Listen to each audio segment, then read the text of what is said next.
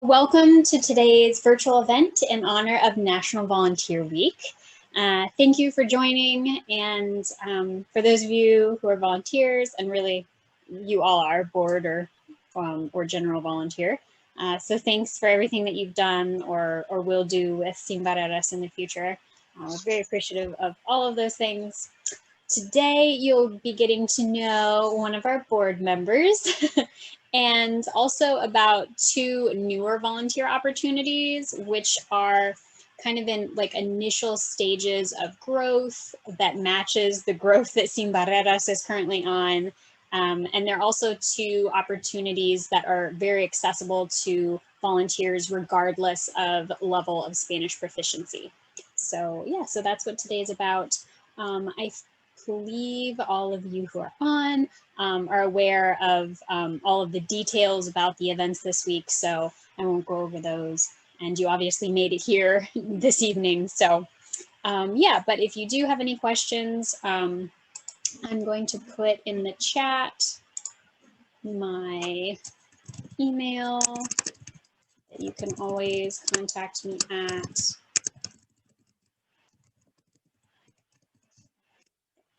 All right, so we're going to get started. Clay Wilcher is the individual of Sin Barreras who you'll get to know today. He's been on the board for a number of years. I'm sure you can share or not share depending on how you feel about that.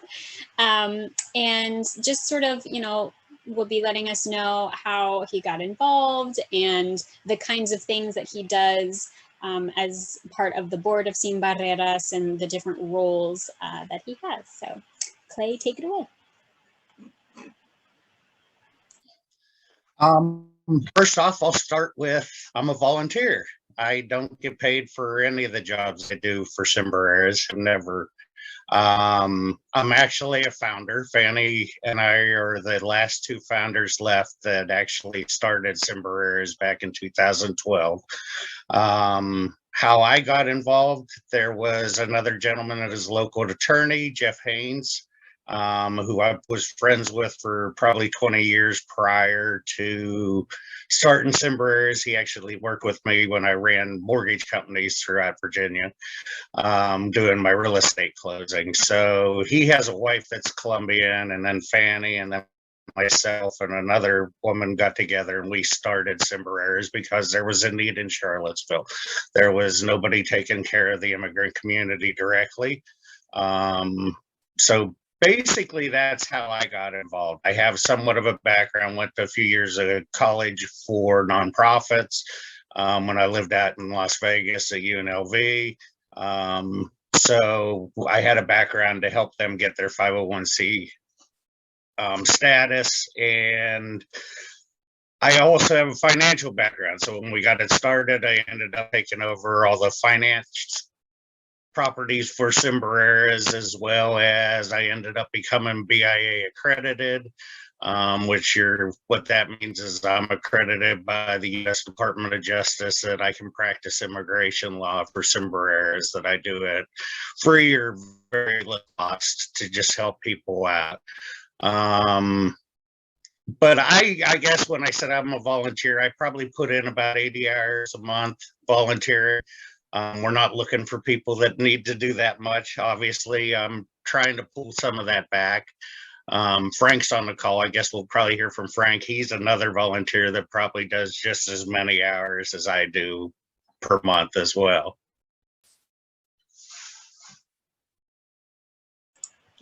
And could you speak a little bit to maybe just briefly, and Frank, you could possibly chime in as well, to give a little bit of an idea of what kinds of activities you do as a BIA? Anything from helping people get their green cards. I got involved with DACA back in 2012 before I was BIA accredited. So I see personally probably about 50 DACA or Dreamers that I renew their DACA deferred action every 2 years for them. We do citizenship. That's a big part of what we do.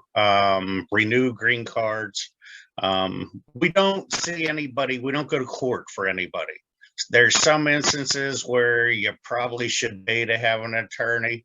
Not that we can't, it's just too much of having somebody's life in your own hands, and don't want to screw that up, I guess, is the easiest thing to say.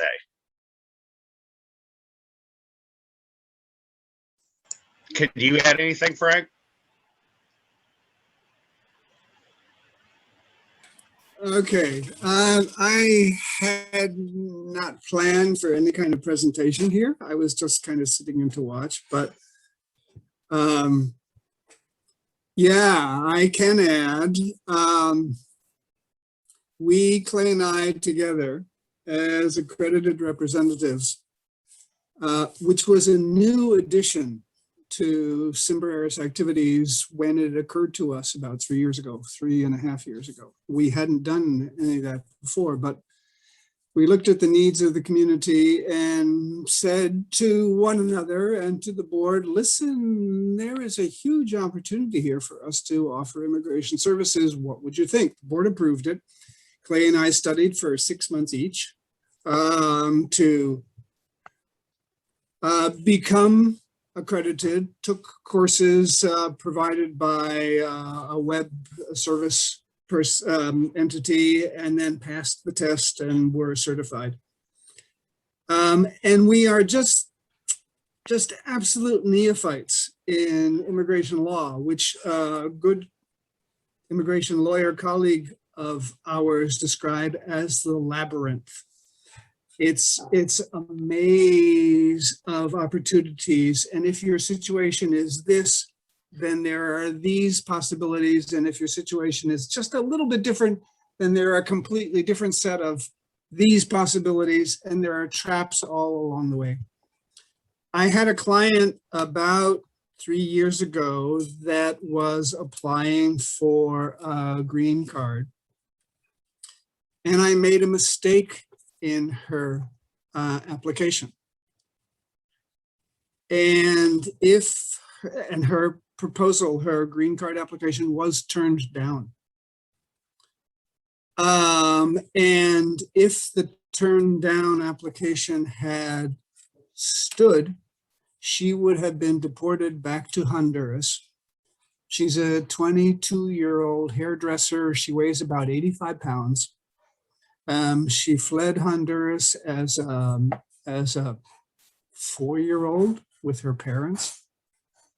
And if she had been sent back to Honduras, there is no doubt in my mind that she absolutely would have been killed.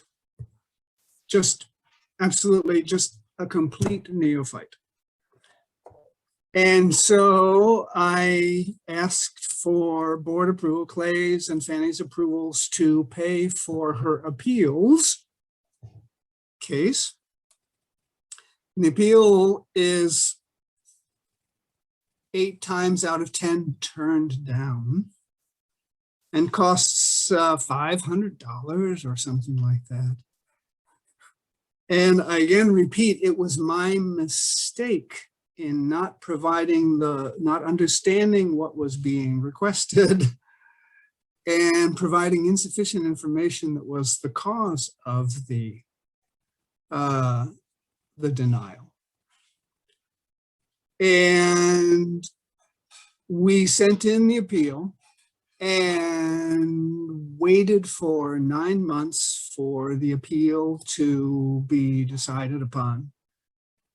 And I woke up 4 nights out of the week for those 9 months, fearful that my mistake would cause this young woman's death. I've had a glass of wine, so I'm perhaps sharing more with you than I normally would. In the end, we won the appeal. And she is now a green card holder and just proceeding along with her life in merry fashion. I haven't heard from her since, but she is now, it's now been about 2 years. In 3 more years, she can apply for citizenship. And the relief that I felt off my shoulders of having corrected this mistake as her legal representative is indescribable. It was, oh my God, thank you, God, the situation has been resolved. So when Clay says that there are cases that we don't take on because they are too complicated, or because they take 5 or 6 years to resolve, or because of X, Y, or Z, I completely support and go along with that decision, because the law is so complex and people's lives are so much at stake that we are happy to do the easier cases. Citizenship is generally fairly easy. DACA is generally fairly easy, although every single case, every single one of the 250 cases that he and I have dealt with over the last 4 years is different in some tiny little detail that makes a huge difference. But the really complex ones we don't take on, because I don't want to wake up for the next 4 years in the middle of the night worried that I have condemned somebody to death. Sorry for being a little bit dramatic, but it's completely sincere and completely heartfelt. This is what we do, and we are enormously proud of being able to help these needy people. And sorry for going on so long. No, that's all right. Thank you so much for sharing, Frank. And because this is being recorded, I'll just let people know a little more. So Frank is not on our board, but is at a level of volunteering that I'm sure makes him feel like he is, or is almost an employee. So we thank you so much for what you've done, Frank. And again, I'll highlight, I think you said 250 DACA renewals that you've been able to do over the last 4 years. So that's incredible. Clay, really briefly, would you mind, or perhaps Frank, you know, but do you know about how many citizenships that we have helps get approved? Let me correct that just a tiny bit. It's 250 includes DACA. Of that, there are, I did this analysis for another purpose. There are 80 or so of them that are DACA. No, actually 100 of the 250 that are DACA, and the rest are citizenship. There are about 50 citizenship, and then there are green card renewals and work permits and et cetera that are another 100 or so. Okay, great. So, thank you. Yeah. And then circling back around, Clay, could you say, since you've been on ever since the founding of it through now, and mentioning that you donate, you know, it's like 80 plus hours, could you say what it is for you that has made you so dedicated, and why it is that, you know, you've come to this place of really wanting to invest all of this time? I really get something out of dealing with the individuals. I mean, obviously, I wouldn't do all the immigration stuff because you learn their uttermost secrets going through that stuff that they probably don't tell their kids, they don't tell their family members, stuff that happened to them coming here. I have a real good saying that I use with the people in the office, and you probably heard me use it when you used to work in the office, Shayla, that I'm willing to help anybody that's willing to help themselves. But when they're not willing to help themselves, I'm not willing to help them. I don't like to be stood up on appointments, things like that. But if you're really willing to help and you're committed to that, I'm willing to do that, because that's where I get the joy out of Sin Barreras, is to help these individuals. COVID's been hard on me the last year just because of not being able to do that. The only dealing with the community I get is the one-on-one every Tuesday when I see clients for immigration stuff in the office. So that's, I guess, probably what I really get the most out of it. Yeah. Well, it looks like we have a few individuals on, volunteers who don't know Clay as well as the rest of you. Do any of you have questions for Clay before we transition into? Yeah, go ahead, Elissa. Sorry, this is coming late after you've already talked about everything, but when you said BIA accredited, the only thing I could think of was Bureau of Indian Affairs. And I'm sure that's Board not of what it is. Immigration Appeals. Board It's Board of of Immigration Appeals. Yeah. Okay. Thank you. I do the same thing. My dad's side of the family is Choctaw, and so every time they see BIA, I do the exact same thing. Yeah. Wait, what? Which group am I working with right now? Yeah. Thank you. Does anyone else have any questions for Clay? Make sure nobody else. Okay, thanks. So at this point, then we'll transition into the portion of the presentation that has to do with the topic of these two newer volunteer areas that again are very accessible to volunteers regardless of your level of Spanish proficiency. So very quickly, I'm going to touch on one of them and then I'll turn it back over to Clay for the second one. So the first one is those of you who are more technologically inclined. We have noticed, I know those of you who aren't laughing in the background, but you may know people who are that might want to volunteer their time. And again, it doesn't matter if they speak Spanish or not in these instances. So listen in case you want to pass the opportunity along to one of your friends.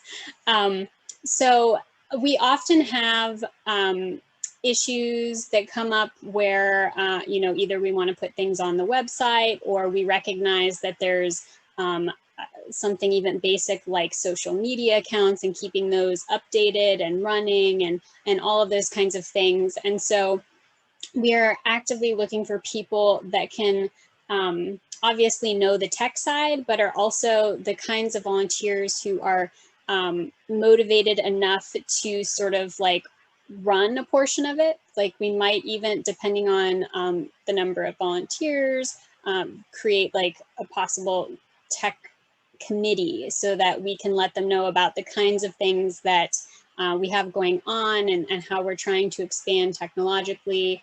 Another example of that would be with more of the security end of our technology things, like how we're safeguarding passwords and things like that. And we know there are lots of apps and lots of different ways of doing that.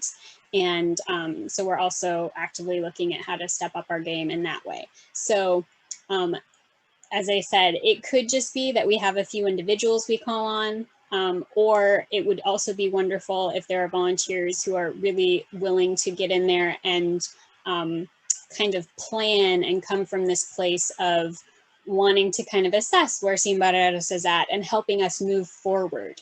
As you heard both from Frank and Clay, they saw this need within the organization related to that accredited position, so we could, you know, help more people get those kind of citizenships. But now as we continue to grow, things like technology are becoming more and more important, because when you have even more people coming, you know, to your organization and even more data to handle and all of that, it all feeds into the growth of what we can do at Sin Barreras.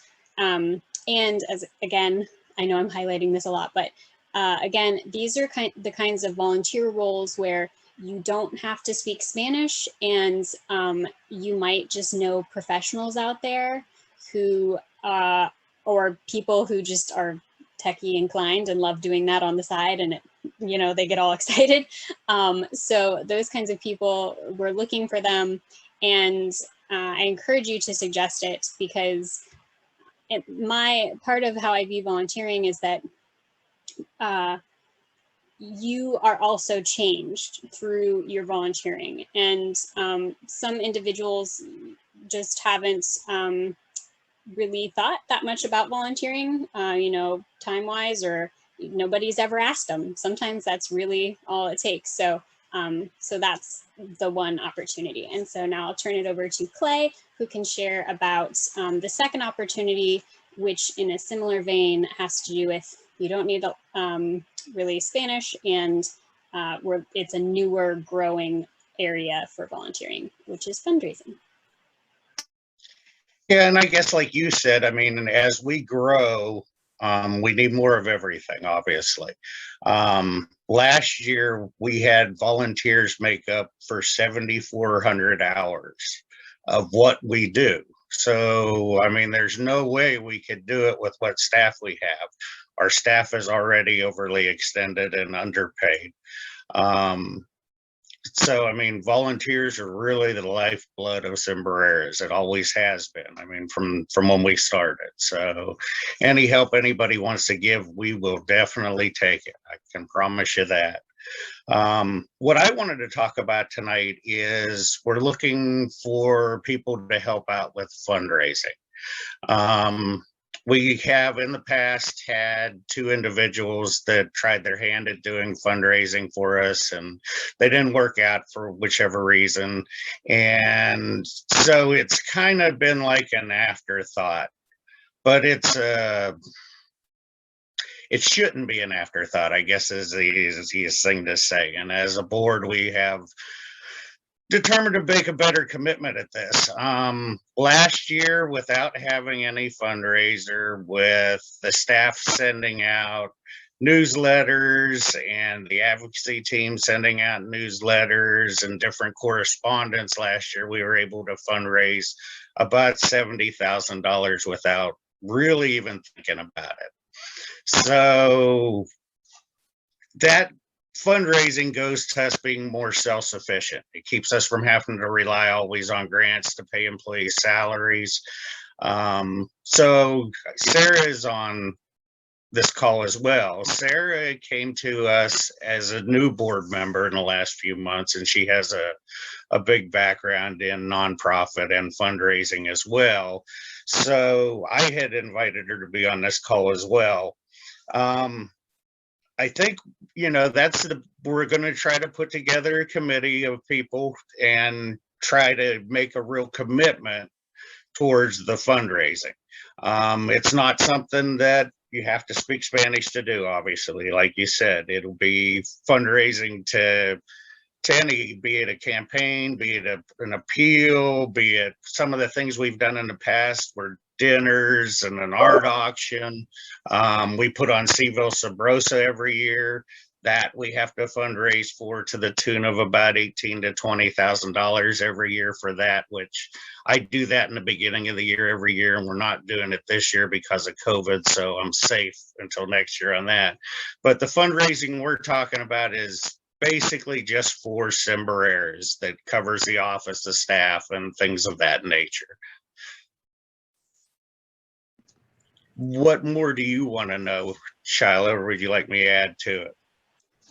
Could you speak a little bit to the amount of time you might anticipate individuals who would get involved on the committee donating, or if it's a virtual in-person kind of thing, sort of those sorts of details? I'm pretty sure it's going to mostly be virtual for right now until everybody's inoculated from COVID. What are your thoughts, Sarah? So, hi, everybody. As I was introduced, I'm Sarah Gaines. I'm a recent board member for Sin Barreras. I don't speak Spanish, and so I'm really excited to have an area I can contribute.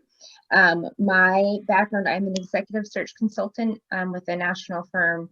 My office is here in Charlottesville, but my other profession that I've spent half of my career, or actually more than half of my career in, is nonprofit administration and specifically fundraising. I've worked in fundraising for the Franklin Institute, for Bryn Mawr College, for some independent schools, and then here in a social service agency in Philadelphia, and then here in Charlottesville. Before returning to my career in executive search, I was the director of philanthropy at the Center for Nonprofit Excellence, where I did the fundraising and some marketing and communications, and also some consulting for other organizations around that. I'm very happy to be a strategic sort of consultant in my role as a board member, but what we could use are people who can send emails, some of it might be in person at some point around actually physically stuffing letters or coordinating thank you notes.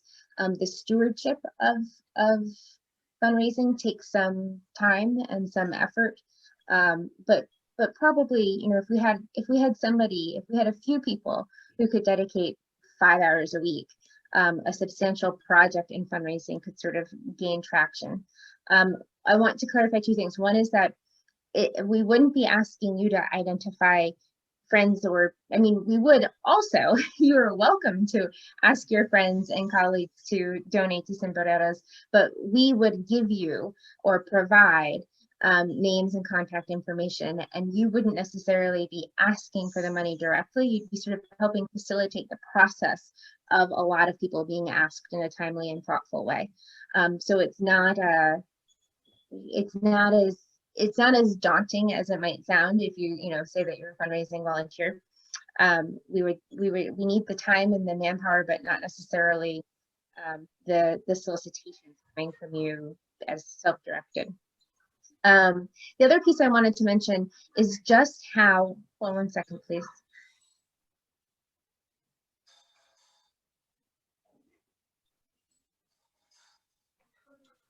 Thank you. I'm at home with teenage daughters who did not know I was in a meeting just now, so I had to interrupt a little background noise there. What I was going to say is that this organization is incredibly lean, and as Clay was saying earlier, hasn't had a sophisticated sort of dedicated fundraising. We haven't asked enough. And the more that you ask, the more that you can get. And so much of this organization's effort is on the back of volunteers and staff who do a tremendous amount and could do so much more if there was the capacity to extend the reach. So it feels, once removed from sort of, you're not sitting with somebody teaching them Spanish, but your 5 hours could fund 15 hours of that for the next week. I mean, the impact for the organization of having a sophisticated sort of sustained fundraising program is substantial, particularly because in my early assessment so far, we have great recognition in the community as doing valuable work. And there would probably be people willing to support. They just need to have the right ask. Yeah, I'd like to help out if I could. And I wonder if I could, maybe just attend a meeting or two and see if I can get into sync with what you guys are doing and see if I could help. It's nascent what we're doing, so we would all sync up together. My background is, strictly speaking, journalism and writing, but for the books and the entrepreneurial things I've done, we had to do a lot of fundraising and work with the investment group in this area and across Virginia. And in the investment world, compared to a lot of people, we raised pennies, but to us, it was pretty impressive. Yeah, we had to publish and distribute in a partnership with UVA Press. So we raised a lot of money to get those books made, and established a lot of goodwill around the community and in some remote places that are hard to get into that might have an interest in helping somehow. I have no idea, but it would be fun to talk and strategize if you're willing to let somebody else jump in. Nice. Yeah, I will follow up and connect you all, do kind of an intro email with the parties involved. So yeah, thanks, Avery. Mm-hmm. Alrighty. Thank you, Shayla. Yeah, thank all of you. And also, I think I'll just tease out a little bit. We mentioned for both of the opportunities about, Spanish not being an issue, but also hopefully it was clear that the amount of time is something that you can schedule into like a flexible schedule. Because it's my understanding, and you guys correct me, but that with both like this more techie side and with the fundraising side, you coordinate when you need to meet up and, can work on activities in like the schedule that you have already in your life. So yeah, so thank you all very much. And as I promised, I'm going to give you the code for today to help wrap us up. As you can enter the prize drawing. There you go. And I'm also going to put it into the chat here.